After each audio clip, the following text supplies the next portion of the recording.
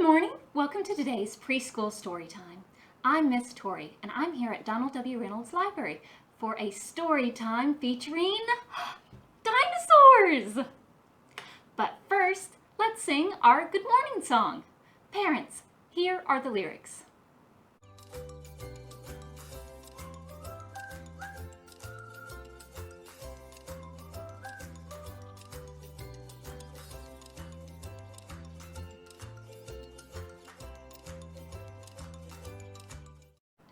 Good morning, good morning, good morning to you. Good morning, good morning, good morning to you. We've stories to read and so much to do. Good morning, good morning, good morning to you. Delightful singing, everyone. Now it's time to begin our daring dinosaur story time. Do you know what a dinosaur is? Is it something you do? No. Is it something you eat? No. A dinosaur is an animal. One of a group of animals who lived a long, long time ago. Today, dinosaurs are extinct. That means they all died, so we can't meet a dinosaur. However, we can learn about them because they left their bones behind. We know there are many different kinds of dinosaurs. There were dinosaurs with horns, and dinosaurs with wings, dinosaurs with tiny little arms, and dinosaurs with long, long necks. For our first activity, we're going to do a movement rhyme about a dinosaur with a very, very long neck called a Camarasaurus. Can you say that with me? Camarasaurus. Camarasaurus. This is a replica of a Camarasaurus's skull. Its head was only a little bit bigger than mine, but its body could be up to 59 feet long. That's bigger than this room. Part of the reason it was so big is because it had such a long neck. I'll show you a picture of what we think it might have looked like, along with the lyrics to the rhyme we're about to do. Here you go.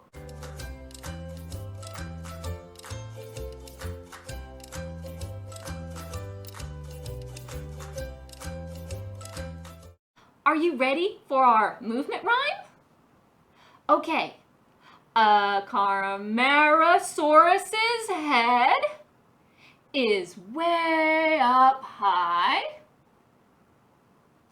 It looks to me like it touches the sky. Its body is big. And it's very strong. And its neck is very, very, very, very, very, very, very, very, very, very, very, very long. Great job, everyone. Now it's time to read our first book. Our first book is called Tyrannosaurus Rex versus Edna, the very first chicken. This book is a story about a tiny chicken who has to stop a big, mean, strong T-Rex from eating her friends. Let's read. Tyrannosaurus Rex versus Edna, the very first chicken, by Douglas Rees, illustrated by Jed Henry.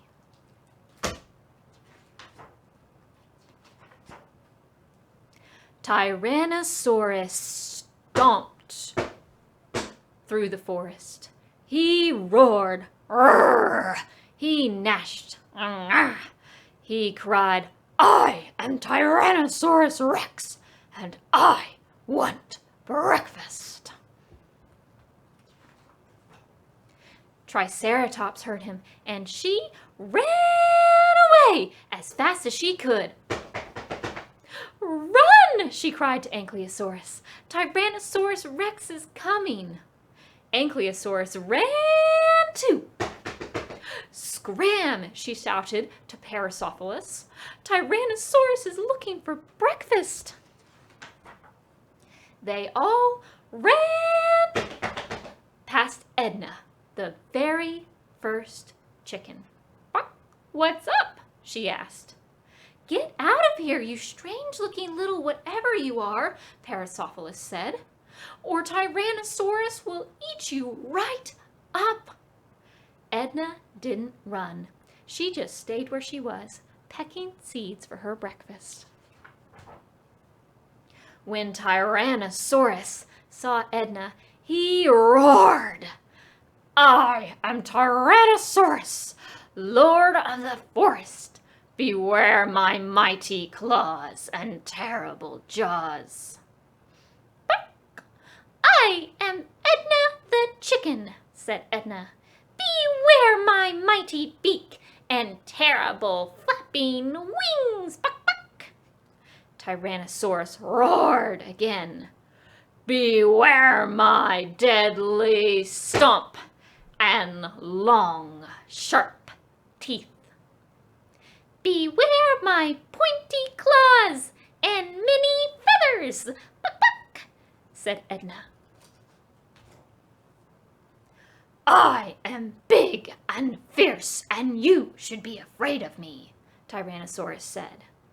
"I am small and brave, and you should be afraid of me." Buck, buck, Edna told him.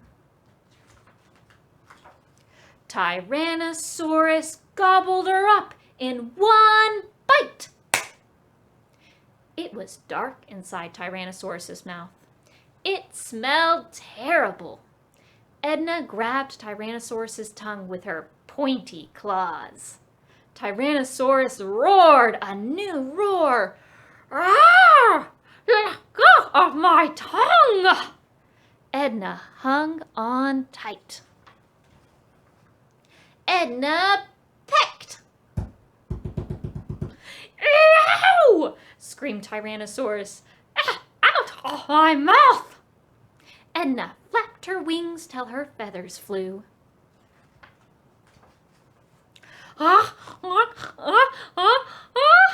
Gasped Tyrannosaurus. That sneeze blew Edna straight out of his mouth, soaring across the forest, and straight into a giant redwood. Tyrannosaurus tried to roar. Feathers came out. Tyrannosaurus tried again. "Horace, Hux," he said. "I am King of Forest." He tried. Edna ruffled up her feathers. She flapped her wings. She stretched out her neck and clucked her loudest cluck cluck. Tyrannosaurus turned and ran. Edna flapped down to the ground and chased him. They ran through the trees and over the flowers. They ran across the streams and up hills. Every dinosaur in the forest saw them. Finally, Tyrannosaurus ran right out of the forest and out of sight. He didn't get breakfast that day. "Thank you," said Parasaurolophus and Triceratops and Ankylosaurus. "You are awesome." "You are welcome," buck, buck, said Edna. After that, Edna protected the other dinosaurs. Tyrannosaurus never came back.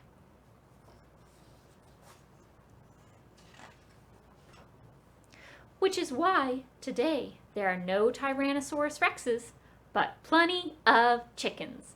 Buck, buck, buck, buck, buck, buck. The end. Edna was incredibly brave and fierce, wasn't she? That story goes to show that you don't have to be big or strong to be brave. Before we read our next book, let's sing a song that makes me feel fierce and strong and brave. It's called If You Were a Dinosaur and You Know It. Parents, here are the lyrics.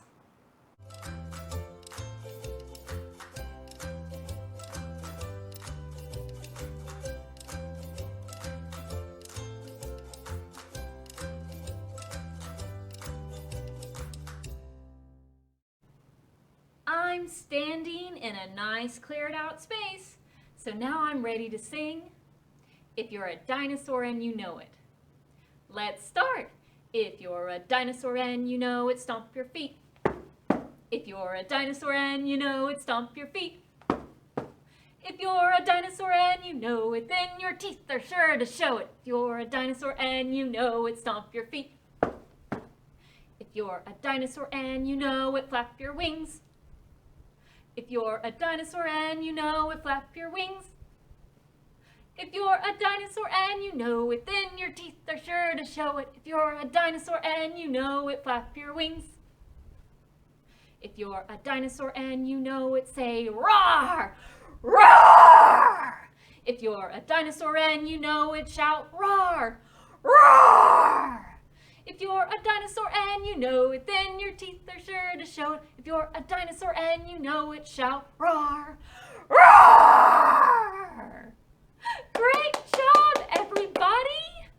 Let's get back to the stories. Our next story is about a dinosaur with a seemingly impossible problem. It's called Tiny T-Rex and the Impossible Hug. How is this tiny little T-Rex going to hug his friend to make them feel better when he's got such tiny little arms? Let's find out. Tiny T-Rex and the Impossible Hug by Jonathan Stutzman, illustrated by J. Fleck.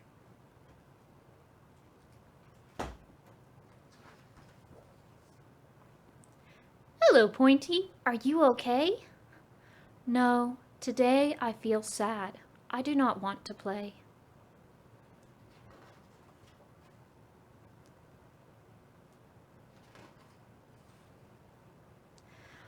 I have tiny arms. It is very difficult to hug with tiny arms.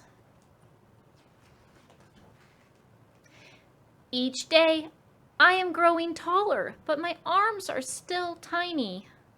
Hugging almost seems impossible for a Rex as tiny as me, but I will try anyway. Pointy needs me.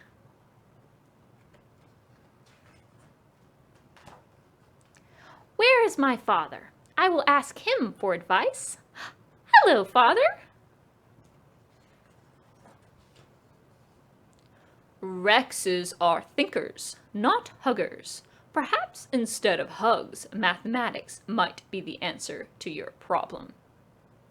Pointy does not like math. Math will only make Pointy feel worse.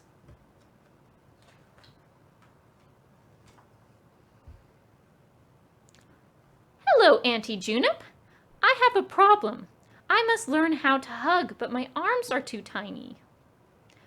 I have found that balance is the key to every problem. Balance and freshly squeezed cucumber juice. That is disgusting. I will ask my mother for help instead.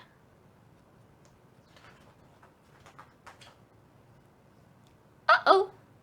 I have fallen, and now I am lost. I do not think my mother will find me in here. Hello, Mother!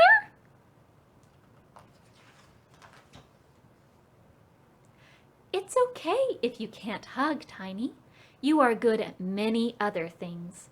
You are kind and creative and braver than most. You are tiny, but your heart is big. I cannot hug with my heart, Mother. I must learn to hug with my arms.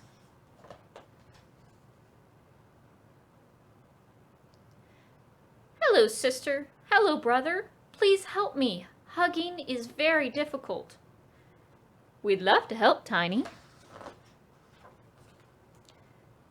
To do the impossible, you must plan and practice. With boink, practice, boink, practice, plunk, practice. Thank you, Trixie and Rari. That is good advice. Wham! I plan my strategy.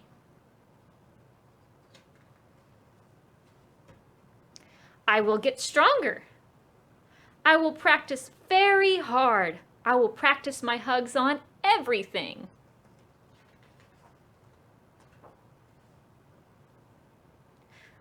Ouch! I will not practice on that anymore.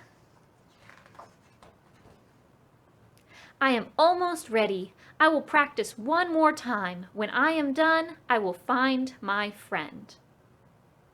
This tree is very big, like Pointy. I will hug it.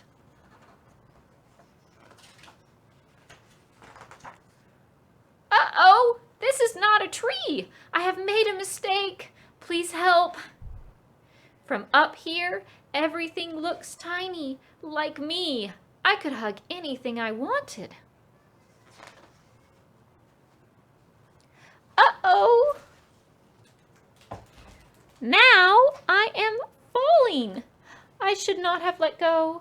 Now I will never find Pointy. Plop! Hello, Pointy. Hello, Tiny. I am here to make you feel better. I have practiced very hard and hugged many things. My arms are still tiny and my hugs are still tiny, but I will do my very best because you are my very best friend. Thank you, Tiny. That was the biggest hug ever. The end. What a wonderful story that was! That T-Rex had another kind of strength, didn't he? He cared about his friend and tried and tried and tried until he could find a way to help her. Our next activity is a craft. We're going to be making a pterodactyl. A pterodactyl is a dinosaur that could fly.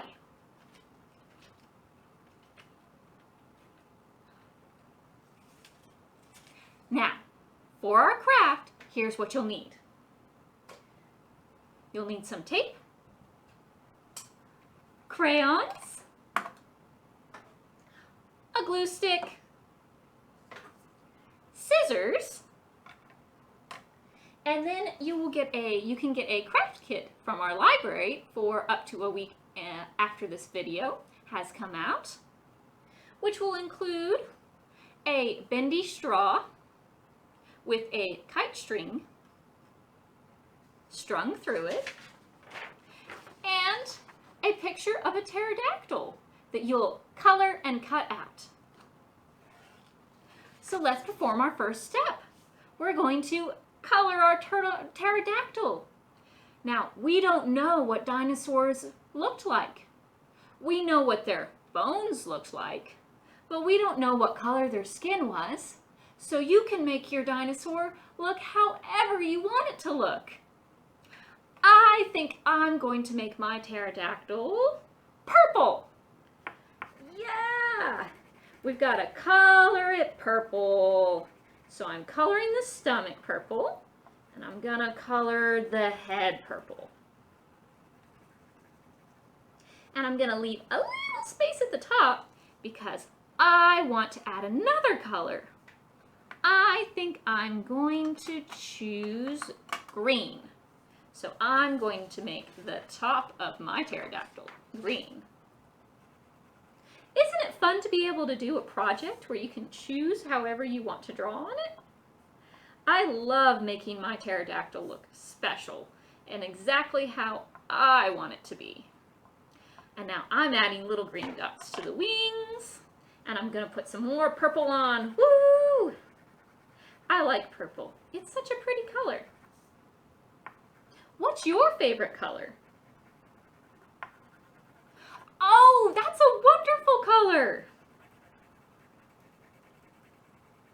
I've colored the head and I've colored the body. Now I'm just going to color the feet. We're going to make them half purple and half green.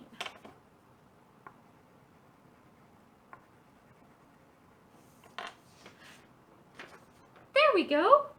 I've colored my pterodactyl. Now it's time for me to cut it out. Now remember, I might be going a lot faster than you're going, but that's okay. Spend as much time as you want on this task. So let's cut out the head.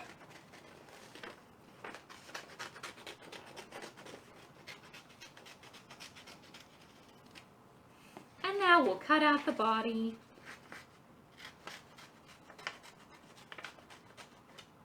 And if you can't use scissors very well yet, have your parents help you out.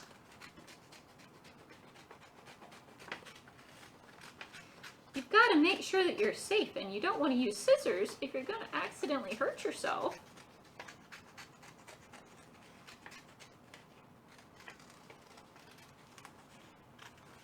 I like to leave a little white on the edges because then I don't have to cut it as carefully.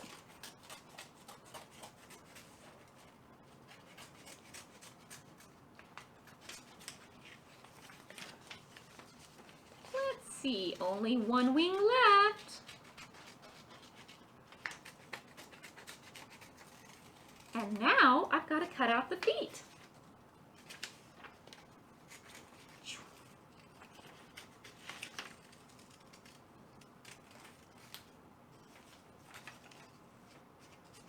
There's 1 and 2 feet.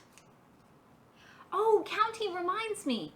Do you know how many horns a Triceratops has? A Triceratops name means 3. 1, 2, 3. Let's move our trash to the side.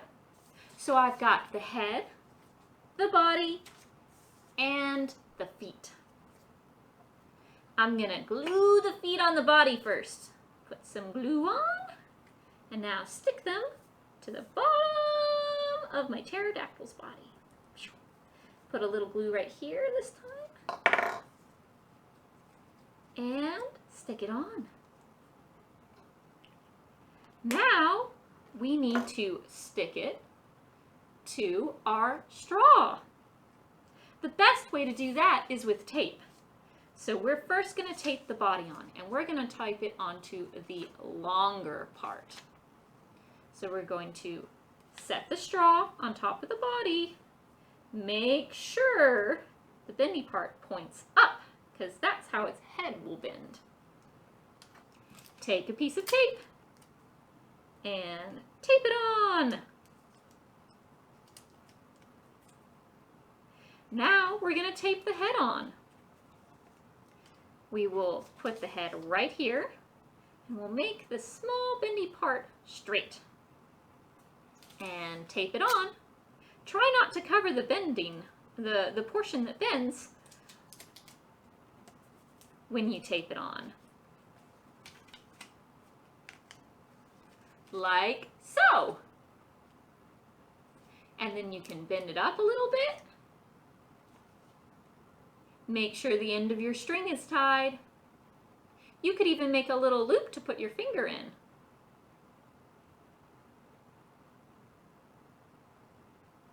Like there. This is a great time to practice tying.